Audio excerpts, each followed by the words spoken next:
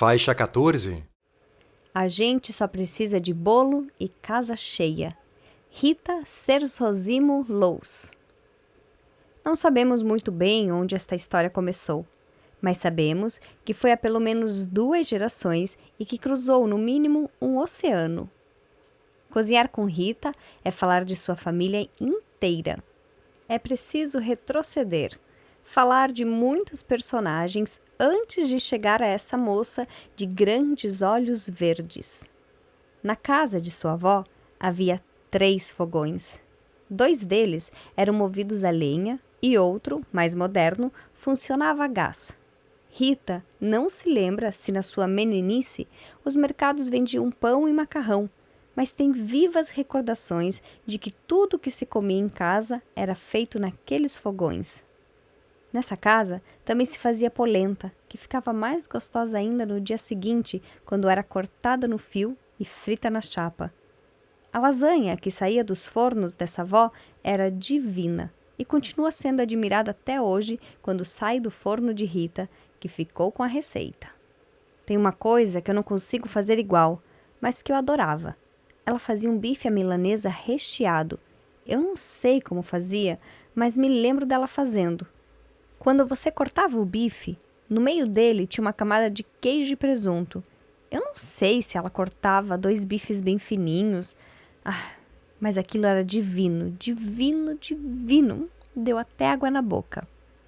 Alice, avó materna de Rita, era filha de italianos vindos da região de Vêneto, que se estabeleceram em Ponta Grossa, no Paraná.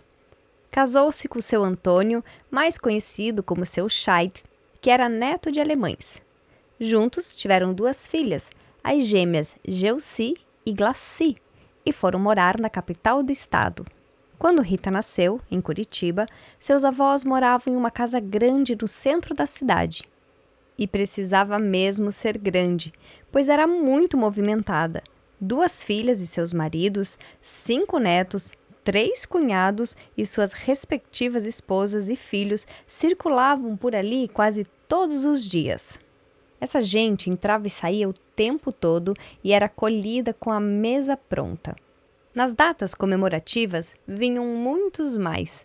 Parentes mais distantes e agregados se sentavam à mesa também. A cozinha era a maior peça da casa. A casa sempre esteve cheia. Sempre teve café da tarde, bolo, torta de banana. E tudo isso eu aprendi a fazer com minha avó, porque ela fazia doces todas as tardes. Nessa casa, a menina cresceu. Todo mundo morava pertinho e estava junto quase o tempo inteiro. Porque a história foi mais ou menos assim. Glaci começou a namorar e logo apresentou a irmã para Francisco, um grande amigo de seu namorado. Geuci se apaixonou. O moço também caiu de amores. Pronto, viraram os pais de Rita e Francisco. Quando as gêmeas se casaram com os 2 amigos, decidiram morar no mesmo prédio que ficava a 1 quadra da casa de Dona Alice e seu Scheid. Como não tem casa melhor que a de vó, as crianças não saíam de lá. Os adultos também não, porque onde tem comida boa, todo mundo quer estar. Tinha um quarto que era da minha mãe e da minha tia antigamente. A gente juntava as camas, que eram enormes, e dormia todo mundo junto, fazendo bagunça, conversando, comendo, fazendo esse tipo de coisa. Também lembro que minha avó tinha um canteiro muito grande de ervas e todo dia lá, antes de dormir, a gente tomava o chá de hortelã. Se você dormisse lá, tomava uma xícara. Rita gostava tanto de estar ali que ia dormir com a avó Alice pelo menos 1 vez na semana até os 20 anos de idade. Foi assim que, desde pequena, aprendeu os gestos que, misturados às palavras, compuseram seu universo de segredos de cozinhar. Era muito próximo à nossa casa, então a gente sempre estava lá, mais até na casa dela do que na nossa casa. E ela punha a gente na cozinha para passar a massa, para ralar o coco de um doce, cortar uma maçã. A pequena tomou gosto pela cozinha, ajudando a preparar as deliciosas quitandas que iriam para a mesa acolher quem passasse por ali. Com Dona Alice, aprendeu todos os truques que sabe: desossar galinha, fazer massa, ter um doce na mesa para comer tomando café. Foi uma aprendiz dedicada. Desenho em técnica mista com aquarela colorida de uma mulher que sorri ao ler um livro. Sobre fundo em tons de rosa e bege, ela aparece da cintura para cima. Tem cabelos castanhos e lisos, pouco acima dos ombros, e usa colar com pingente e camisa rosa. Por trás dela, um enorme cupcake roxo com confeitos em lilás. Nem todos os netos gostavam de ficar na barra da saia da avó, espiando e aceitando as tarefas, mas toda a criançada adorava o entra e sai na casa. E a comidinha também. 2 vezes por semana, a gente dormia lá, porque de manhã ela fazia bife na chapa do fogão a lenha, cortava em pedacinhos o pão francês, o bifinho, e levava na cama de café pra gente. À tarde, se era fim de semana ou a gente não tinha aula, ela preparava massa, trigo e água, e dava pra gente amassar. A gente amassava em formato de bichinhos. Ela punha um pouco de fermento também. Depois, ela assava e a gente comia. Apesar de ter aprendido o saber fazer com vó Alice, Rita herdou o gosto pelos sabores de todos os tipos dos 2 lados da família. Como alguns dizem, entrou na fila 2 vezes. Antônio Sersosimo, avô paterno dela, era um italiano da Calábria, apaixonado pelo comer. Casou-se com Clorinda, descendente de italianos, que não era muito de cozinha, mas ele era. Prezava muito a culinária e a tradição italiana, tanto que a casa sempre tinha muito queijo e salame, que às vezes até vinham de fora do país. Seu Antônio não tinha medida quando se tratava de comida boa, e seu Francisco, pai de Rita, contava para a filha essas saudades. Ele herdou do pai essa paixão. Meu pai era da mesma farda também. Para ele era assim: se tinha que comprar alguma coisa material para casa ou comida, ele gastava na comida, sempre. Ele gostava de comer muito bem e fez jus à herança do pai. Seu Francisco era médico, mas não saía da cozinha, mesmo quando estava na sala. Adorava ver, nos anos de 1980, programas de culinária na TV. Prestava atenção e anotava tudo no primeiro papel que encontrasse para fazer depois. Desenho de incontáveis receitas parcialmente sobrepostas, todas manuscritas em branco, sobre fundo aquarelado em tons de laranja e vermelho. Quando descobriu o videocassete, sua vida mudou. Ele gravava quase todos os programas que via. Ao falar dessas coisas, sua filha parece voltar a ter 6 anos, quando acordava bem cedo no fim de semana para acompanhá-lo à feira. Todo sábado de manhã, a gente ia para a Feira do Coxa, que existe até hoje. Ele conhecia todos os feirantes e conhecia muitos dos que tinham ou que têm barraca no mercado municipal.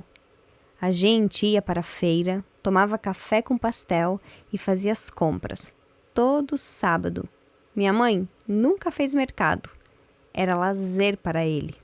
Quando entra no supermercado, ele vai lendo rótulo por rótulo, o que tem de novidade, o que não tem. Quando Rita conta, usando os verbos no presente, traz o pai de volta ao tempo atual. Revive suas histórias com ele, porque de um lado e de outro na família dessa moça, compartilhar o alimento é compartilhar a vida. Casa cheia para eles significa coração cheio. Significa que um tem ao outro e pode contar com isso. A comida é real e simbólica. Também alimenta a alma. Não foi por acaso que Dona Alice recebeu em sua casa 2 irmãos de seu Scheid, quando vieram fazer faculdade em Curitiba. Desde aquela época, o seu cuidado com o outro passava pela mesa posta e, ao contar esse tempo, Rita junta os ingredientes. A minha avó era uma pessoa extremamente fácil de lidar, boa. Tinha a mesa pronta todo dia, porque ainda era aquela época de café da tarde. Quitutes na mesa são o mesmo que afeto, e esse afeto é renovado todas as vezes em que a família se junta. Desenho em técnica mista com aquarela colorida de 5 pessoas por trás de uma mesa com um bolo, pratinhos, xícaras e um bule. Todas sorriem afetuosamente, usam roupas em tons de laranja e rosa e aparecem lado a lado do peito para cima. Da esquerda para a direita são 2 jovens, uma senhora um menino e uma menina. Os jovens, a senhora, que usa óculos de aros vermelhos e colar, e o menino, têm cabelos cacheados. A menina tem cabelos lisos e presos em chiquinhas. O tempo passou e Rita cresceu. Mas o que aprendeu na infância transformou em bagagem. O mais importante na vida é o sabor que ela tem. Assim, seu namoro com Pedro, futuro marido e pai de Bruno e Alana, foram 10 anos de pura doçura. Fazia diferentes doces para o amado, que em troca oferecia a ela pavê de amendocrem. E ela continuou aprendendo. Com tia Cleia, foi para Blumenau e aprendeu a comer pão com geleia e nata no café da manhã. Em sua casa, ainda hoje, não pode faltar. Assim como não pode faltar aconchego em forma de comida. Outro dia, ela recebeu alguém que não comia carne. Não teve dúvidas, resgatou uma receita de Dona Geuci. Torrada com creme branco, queijo parmesão, espinafre cozido e ovo. Não sobrou nada. Há mais de 20 anos, Rita trabalha no Pequeno Príncipe e faz um tempo que coordena o serviço de voluntariado do hospital. Aliás, descobre muitas novas receitas com os voluntários, principalmente as mulheres, que com a troca-troca dos saberes na cozinha, lembram o tempo de vó Alice. Mas ela faz questão de almoçar em família todos os dias. Não sei o que vem antes, se é a comida ou a família. Para mim, é assim, porque sempre a comida, a família e a mesa estão associadas. E é bem complicado manter o almoço em casa, mas eu mantenho. A gente almoça em casa e toma café todo mundo junto também. E eu tenho que parar e fazer alguma coisa diferente todo dia. Muitas das receitas que faz hoje estão na internet, porque Rita gosta de aprender coisas novas e gosta da facilidade de imaginar uma receita e ver se existe em algum lugar do mundo. Também segue alguns blogs e sites, principalmente aqueles que ensinam doces. Mas grande parte de seu repertório é receita de família, e isso está bem guardado no caderno de receitas que ganhou de uma tia ao completar 22 anos. Nele, seu nome está bordado na capa em ponto cruz e dentro dele vários tesouros em forma de palavra-sabor, como as receitas de ambrosia e de amendoim doce. Ambrosia.